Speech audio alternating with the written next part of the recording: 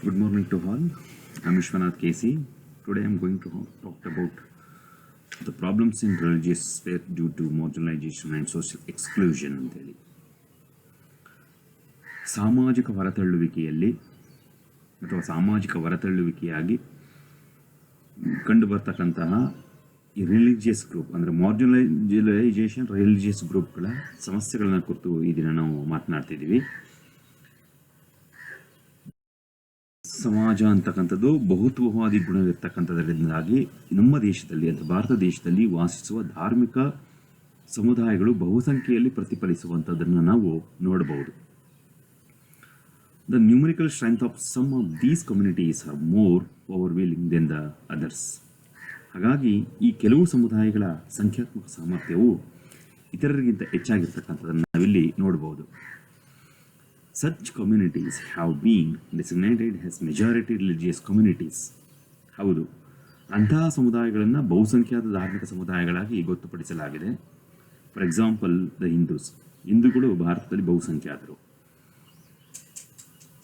ಭಾರತ ಬಹುಧಾರ್ಮಿಕ ದೇಶವಾಗಿರುವುದರಿಂದ ದೇಶದ ಅಲ್ಪಸಂಖ್ಯಾತ ಧಾರ್ಮಿಕ ಸಮುದಾಯಗಳ ಹಕ್ಕುಗಳನ್ನು ರಕ್ಷಿಸುವುದು ಸರ್ಕಾರಕ್ಕೆ ಕಡ್ಡಾಯವಾಗಿದೆ. The government to protect the rights of the majority religious communities in the country ಅಂತಕ್ಕಂಥದ್ದನ್ನು ನಾವಿಲ್ಲಿ ನೋಡಬಹುದು. ಈ ಕಾರಣಕ್ಕಾಗಿ ಭಾರತ ಸರ್ಕಾರವು 1992ರಲ್ಲಿ The National Commission for Minorities was established in the government of facilitated the same. ಅಂದರೆ ಸರ್ಕಾರವು ಅಲ್ಪಸಂಖ್ಯಾತರ ರಾಷ್ಟ್ರೀಯ ಆಯೋಗವನ್ನು ಸ್ಥಾಪಿಸಿತು. ಅದೇ ವರ್ಷದ ರಾಷ್ಟ್ರೀಯ ಅಲ್ಪಸಂಖ್ಯಾತ ಆಯೋಗದ ಕಾಯ್ದೆಯಡಿ ಇದನ್ನು ಸ್ಥಾಪಿಸಲಾಯಿತು. 6 ಧಾರ್ಮಿಕ ಸಮುದಾಯಗಳನ್ನು ಕೇಂದ್ರ ಸರ್ಕಾರವು ಅಲ್ಪಸಂಖ್ಯಾತರನ್ನಾಗಿ ಗುರುತಿಸಿರ್ತಕ್ಕಂಥದ್ದನ್ನು ನಾವು ನೋಡ್ಬೋದು. The basic criteria for a community to be designated as a religious minorities in the numerical strength of the said communities ಅಂತಕ್ಕಂಥದ್ದನ್ನು ಅದು ಹೇಳಿರ್ತಕ್ಕಂಥದ್ದನ್ನು ನಾವು ನೋಡ್ಬೋದು. ಹಾಗಾಗಿ ಭಾರತೀಯ ಸಾಮಾಜಿಕ ವ್ಯವಸ್ಥೆಯಲ್ಲಿ ಹಲವು ಧಾರ್ಮಿಕ ಅಲ್ಪಸಂಖ್ಯಾತ ಸಮುದಾಯಗಳನ್ನು ನಾವು ನೋಡ್ಬೋದು. ಈ ಎಲ್ಲ ಧಾರ್ಮಿಕ ಅಲ್ಪಸಂಖ್ಯಾತ ಸಮುದಾಯಗಳು ಕೂಡ ಕೆಲವೊಂದು ಸೌಲಭ್ಯಗಳಿಂದ ಹಕ್ಕುಗಳಿಂದ ವಂಚಿತವಾಗಿದ್ದಾವೆ. ಆ ಕಾರಣಕ್ಕೋಸ್ಕರ ಇವುಗಳನ್ನು ನಾವು ಅಂಚೀಕರಣದ ಸಮುದಾಯಗಳು ಅಂತೇಳಿ ಗುರುತಿಸ್ತಿದ್ದೀವಿ. ಹಾಗಾಗಿ ಇವರನ್ನು ನಾವು ಮಾರ್ಜಿನಲೈಸೇಷನ್ ಗ್ರೂಪ್ಸ್ ಅಂತೇಳಿ ನಾವಿಲ್ಲಿ ಮತ್ತೆ ಈ ಮೈನಾರಿಟೀಸ್ ಗ್ರೂಪ್ಗಳು ಹಲವಾರು ಸಮಸ್ಯೆಗಳನ್ನು ಎದುರಿಸ್ತಿರ್ತಕ್ಕಂಥದ್ದನ್ನು ನಾವು ಇಲ್ಲಿ ನೋಡ್ಬೋದು. ಧಾರ್ಮಿಕ ಅಲ್ಪಸಂಖ್ಯಾತರಿಗೆ ಸಂಬಂಧಿಸಿದಂತೆ ಇತ್ತೀಚಿನ ದಿನಗಳಲ್ಲಿ ಹಲವಾರು ಸಮಸ್ಯೆಗಳು ಉದ್ಭವಿಸಿವೆ. ಈ ಸಮಸ್ಯೆಗಳನ್ನು ಅವರು ಎದುರಿಸುತ್ತಿರುವ ತಾರತಮ್ಯದಿಂದ ಹಿಡಿದು ಅವರ ಬಲವಂತದ ಮತಾಂತರದವರೆಗೂ ಇರ್ತಕ್ಕಂಥದ್ದನ್ನು ನಾವು ಫೋರ್ಸ್ಡ್ ಕನ್ವರ್ಷನ್ವರೆಗೂ ಇರ್ತಕ್ಕಂಥದ್ದನ್ನು ನಾವು ನೋಡ್ಬೋದು. Such issues have become more prominent in the recent times. ಇತ್ತೀಚಿನ ದಿನಗಳಲ್ಲಿ ಇಂತಹ ಸಮಸ್ಯೆಗಳ ನಿದರ್ಶನಗಳು ಹೆಚ್ಚು ಪ್ರಾಮುಖ್ಯತೆಯನ್ನು ಪಡೆದಿರ್ತಕ್ಕಂಥದ್ದನ್ನು ಕೂಡ ನಾವು ನೋಡ್ಬೋದು. Apart from these burning issues that require the immediate attention of the government,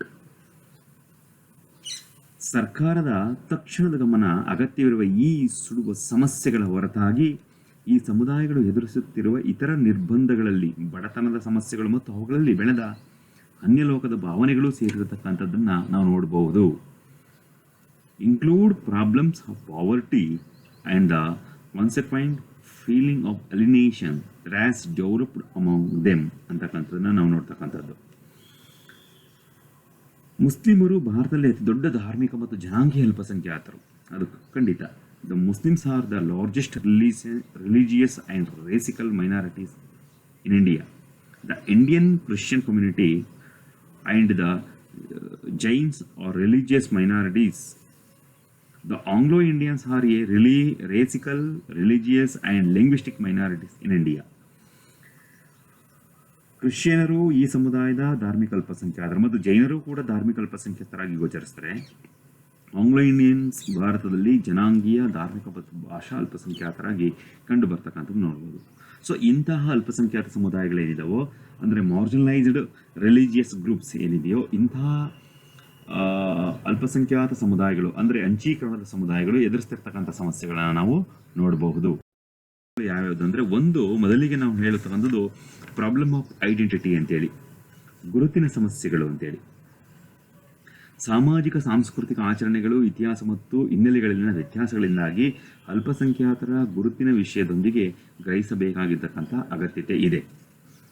ಇದು ಬಹುಸಂಖ್ಯಾತ ಸಮುದಾಯದೊಂದಿಗೆ ಹೊಂದಾಣಿಕೆ ಸಮಸ್ಯೆಗೆ ಕಾರಣವಾಗುತ್ತದೆ ಅಂತಕ್ಕಂಥದ್ದು ಕೂಡ ಒಂದು ಖಂಡಿತವಾಗ್ಲೂ.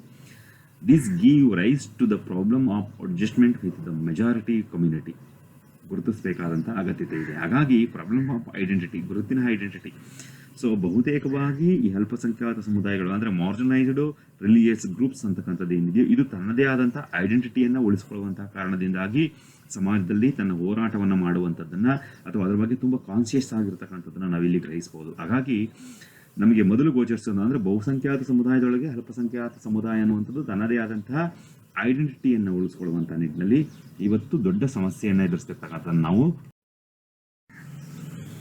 ಮತ್ತೊಂದು ಪ್ರಾಬ್ಲಮ್ಸ್ ಆಫ್ ಸೆಕ್ಯೂರಿಟಿ ಅಂತೇಳಿ, ಭದ್ರತೆಯ ಸಮಸ್ಯೆ ಕೂಡ.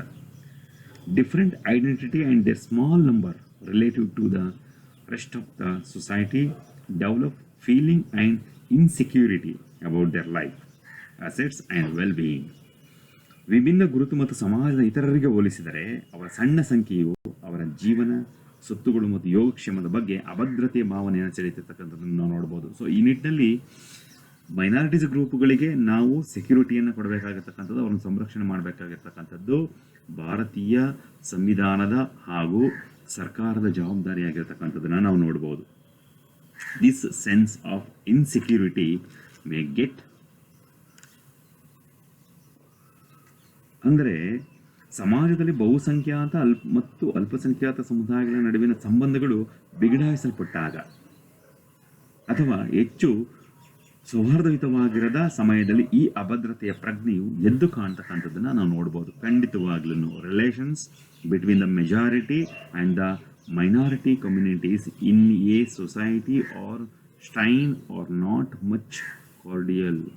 ಸೊ ಇಂತಹ ಸಮಯದಲ್ಲಿ ಅವರಿಗೆ ಹೆಚ್ಚು ಅಭದ್ರತೆಯ ಭಾವನೆ ಕಾಡುವಂಥದ್ದನ್ನು ನಾವು ನೋಡ್ಬೋದು. ಸೊ ಆ ಕಾರಣಕ್ಕೋಸ್ಕರ ನಾವು ಭಾರತೀಯ ಅಲ್ಪಸಂಖ್ಯಾತರಿಗೆ ಅವರ ಭದ್ರತೆಯನ್ನು ಒದಗಿಸುವಂಥ ನಿಟ್ಟಿನಲ್ಲಿ ಅಥವಾ ಭದ್ರತೆಯ ಭರವಸೆಯನ್ನು ಕಲ್ಪಿಸುವಂಥ ನಿಟ್ಟಿನಲ್ಲಿ ಪ್ರಯತ್ನ ಮಾಡಬೇಕಾದಂಥ ಅಗತ್ಯತೆ ಇದೆ. ಹಾಗಾಗಿ ಈ ಮಾರ್ಜಿನಲೈಸ್ಡ್ ರಿಲಿಜಿಯಸ್ ಗ್ರೂಪ್ಸಿನ ಸಮಸ್ಯೆಗಳಲ್ಲಿ ಈ ಅಭದ್ರತೆಯ ಭಾವನೆ ಕಾಡ್ತಿರ್ತಕ್ಕಂಥದ್ದು ಕೂಡ ಒಂದು ಮೇಜರ್ ಇಶ್ಯೂ ಆಗಿ ಅಥವಾ ಸಮಸ್ಯೆಯಾಗಿ ನಮಗೆ ಗೋಚರಿಸ್ತಿರ್ತಕ್ಕಂಥದ್ದನ್ನು ನಾವು ಮತ್ತೊಂದು religious problem relating to equality ಅಂತೇಳಿ, ಅಂದರೆ ಸಮಾನತೆಗೆ ಸಂಬಂಧಪಟ್ಟಿದ್ದು.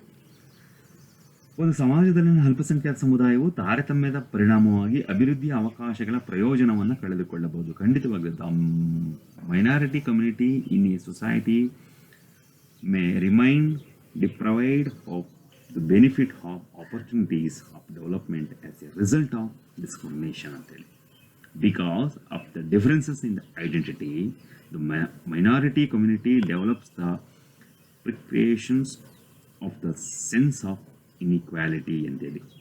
ಖಂಡಿತವಾಗ್ಲೂ ಆ ಕಾರಣಕ್ಕೋಸ್ಕರ ಗುರುತಿನ ವ್ಯತ್ಯಾಸದಿಂದಾಗಿ ಅಲ್ಪಸಂಖ್ಯಾತ ಸಮುದಾಯವು ಅಸಮಾನತೆಯ ಪ್ರಜ್ಞೆಯ ಗ್ರಹಿಕೆಯನ್ನು ಅಭಿವೃದ್ಧಿಪಡಿಸಬೇಕಾದಂಥ ಅಗತ್ಯತೆ ನಮ್ಮ ಕಣ್ಮುಂದೆ ಇರ್ತಕ್ಕಂಥದ್ದು ನೋಡ್ಬೋದು. ಸೊ ಹಾಗಾಗಿ ಯಾವುದೇ ಒಂದು ಅಲ್ಪಸಂಖ್ಯಾತ ಸಮುದಾಯ ಅಥವಾ ಯಾವುದೇ ಒಂದು ಮಾರ್ಜಿನಲೈಸ್ಡ್ ರಿಲಿಜಿಯಸ್ ಗ್ರೂಪ್ಸ್ ಅಂತಕ್ಕಂಥದ್ದು ಏನಿದೆ, ಇದು ಅವಕಾಶಗಳಿಂದ ಸೌಲಭ್ಯಗಳಿಂದ ವಂಚಿತವಾಗ್ತಕ್ಕಂಥದ್ದನ್ನು ನಾವು ನೋಡ್ಬೋದು. ಸೊ ಹಾಗಾಗಿ ಬಹುತೇಕ marginalised groups, religious marginalised groups ಅಂತಕ್ಕಂಥದ್ದು ಈ ಥರದ ಆಪರ್ಚುನಿಟಿಯಿಂದ ಅವರು ಹೊರಗುಳ್ಕೊತಿರ್ತಕ್ಕಂಥದ್ದು, ಅವರ ಅಭಿವೃದ್ಧಿ ಆಗದೆ ಇರ್ತಕ್ಕಂಥದ್ದನ್ನು ಕೂಡ ನಾವು ಗುರುತಿಸ್ಬೋದು.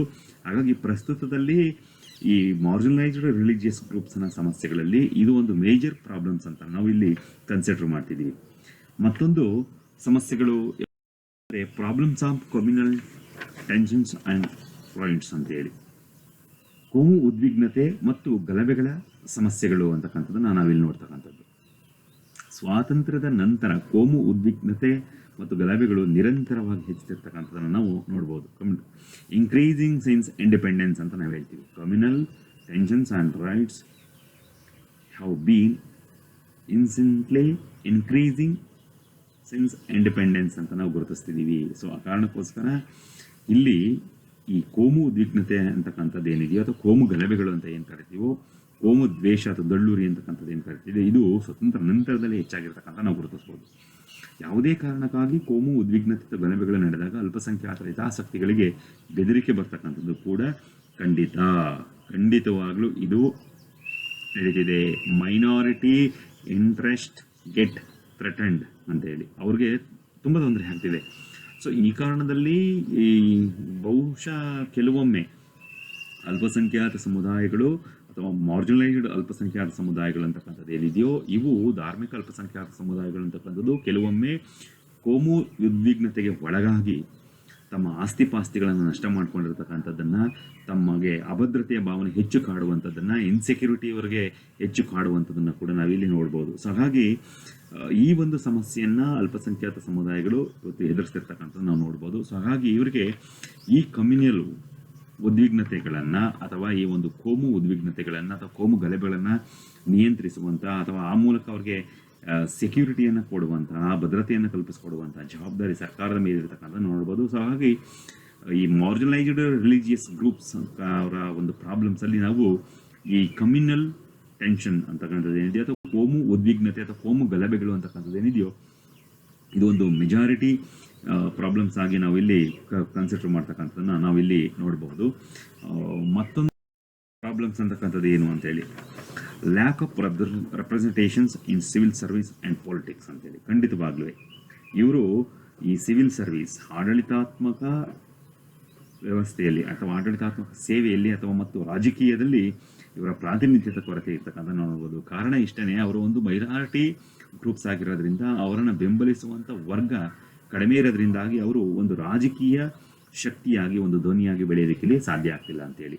ಹಾಗಾಗಿ ಧಾರ್ಮಿಕ ಅಲ್ಪಸಂಖ್ಯಾತರು ಸೇರಿದಂತೆ ಎಲ್ಲ ನಾಗರಿಕರಿಗೆ ಸಮಾನ ಅವಕಾಶಗಳನ್ನ ಸಂವಿಧಾನ ಒದಗಿಸ್ತಿದೆ. ಖಂಡಿತವಾಗ್ಲೂ the constitution provides for equality and equal opportunities to all its citizens including the religious minorities ಅಂತ ಎಲ್ರಿಗೂ ಗೊತ್ತು. ಆದರೆ ಆದ್ರೂ ಕೂಡ ಇವರು ಈ ಒಂದು ಆಡಳಿತಾತ್ಮಕ ಸೇವೆಯಲ್ಲಿ ಮತ್ತು ಪಾಲಿಟಿಕ್ಸಲ್ಲಿ ಹಿಂದುಳಿದಿರ್ತಕ್ಕಂಥ ನೋಡ್ಬೋದು. The biggest minority community that is Muslims have a feeling among them that they are neglected. ಅಲ್ಪಸಂಖ್ಯಾತ ಮಾರ್ಜಿನಲೈಸ್ಡ್ ಧಾರ್ಮಿಕ ಸಮುದಾಯಗಳಲ್ಲಿ ಮುಸ್ಲಿಂ ಸಮುದಾಯವು ಒಂದು ಬಹುಸಂಖ್ಯಾತ ಅಲ್ಪಸಂಖ್ಯಾತ ಧಾರ್ಮಿಕ ಸಮುದಾಯವಾಗಿ ಗೋಚರಿಸಿದ್ರೂ ಕೂಡ ಅದು ಕೂಡ ಅವಕಾಶಗಳಿಂದ ವಂಚಿತವಾಗಿರ್ತಕ್ಕಂಥದ್ದನ್ನು ನಾವು ನೋಡ್ಬೋದು. ಆದಾಗ್ಯೂ however such as feeling does not seem to exist among the other religious minority communities such as the Christian, Sikh, Jain and Buddhist, for they seem to be economically and educationally better than the majority community. ಆದಾಗ್ಯೂ ಕೂಡ ಕ್ರೈಸ್ತರು, ಸಿಖ್ಖರು, ಜೈನರು ಮತ್ತು ಬೌದ್ಧರಂಥ ಇತರ ಧಾರ್ಮಿಕ ಅಲ್ಪಸಂಖ್ಯಾತ ಸಮುದಾಯಗಳ ಇಂತಹ ಭಾವನೆ ಅಸ್ತಿತ್ವದಲ್ಲಿಲ್ಲ ಎಂದು ತೋರುತ್ತದೆ.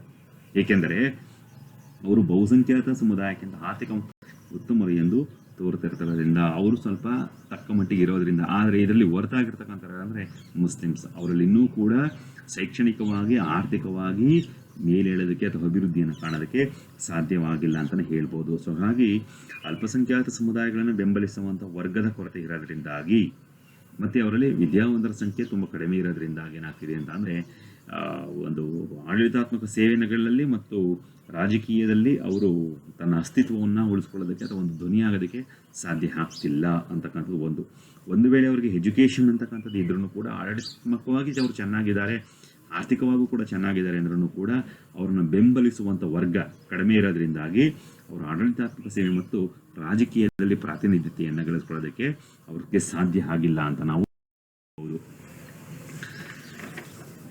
ಮತ್ತೊಂದು ಸಮಸ್ಯೆ ಇವರಲ್ಲಿ ಎದುರಿಸ್ತಿರ್ತಕ್ಕಂಥದ್ದು ಏನಂದರೆ ಸ್ಟ್ರಿಕ್ಟ್ಲಿ ಟು ಸೆಕ್ಯುಲರಿಸಮ್ ಅಂತೇಳಿ. ಸೆಕ್ಯುಲರಿಸಮ್ ಜಾತ್ಯತೀತತೆಗೆ ಕಟ್ಟುನಿಟ್ಟಾಗಿ ಅಂಟಿಕೊಳ್ಳುವಲ್ಲಿ ಇವರು ವಿಫಲತೆಯನ್ನು ಕಂಡುಕೊಂಡಿರ್ತಕ್ಕಂಥದ್ದನ್ನು ನಾವು ನೋಡ್ಬೋದು. ಜಾತ್ಯತೀತತೆಗೆ ಇವರು ಕಟ್ಟುನಿಟ್ಟಾಗಿ ಅಂಟಿಕೊಳ್ಳುವಲ್ಲಿ failure to strictly to secularism ಅಂತ ನಾವು ಕರಿತಿದ್ದೀವಿ. ಅದು ಕೂಡ ಇವರ ಒಂದು ಸಮಸ್ಯೆ ಅಂತಲೇ ಹೇಳ್ಬೋದು. ಭಾರತವು ತನ್ನನ್ನು ಜಾತ್ಯತೀತ ದೇಶವೆಂದು ಘೋಷಿಸಿಕೊಂಡಿದೆ. ನಮ್ಮ ಸಂವಿಧಾನದ ಉತ್ಸಾಹವು ಜಾತ್ಯತೀತವಾಗಿದೆ. ಆದರೆ ವಾಸ್ತವಿಕ ಆಚರಣೆಯಲ್ಲಿ ಜಾತ್ಯತೀತತೆಗೆ ಬದ್ಧತೆಯ ಕೊರತೆ ಇದೆ. ಕೇವಲ ಧಾರ್ಮಿಕ ವಿಷಯಗಳನ್ನು ಈ ಪಕ್ಷಗಳು ರಾಜಕೀಯಗೊಳಿಸುತ್ತಿವೆ ಅಂತೇಳಿ. But in a actual practice there is a lack of commitment to secularism.